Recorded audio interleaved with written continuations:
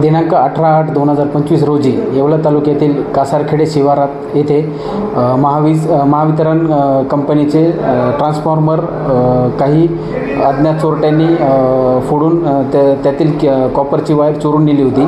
त्या अनुषंगाने तात्काळ गुन्हा दाखल करून आरोपींचा शोध घेतला असता त्यामध्ये परप्रांतीय राजस्थान येथील 4 आरोपींना ताब्यात घेण्यात आले असून त्यांच्याकडून चोरीस गेलेले कॉपर तसेच 2 मोटरसायकल आणि जे साहित्य आहे ते सर्व हस्तगत एकूण 1,68,000चा मुद्देमाल हस्तगत करण्यात आला आहे. त्यामध्ये आरोपींना कोर्टात हजर केला असता कोर्टाने 1 दिवस PC दिलेला असून अधिकचा तपास येवला तालुका पोलीस स्टेशन करत आहे.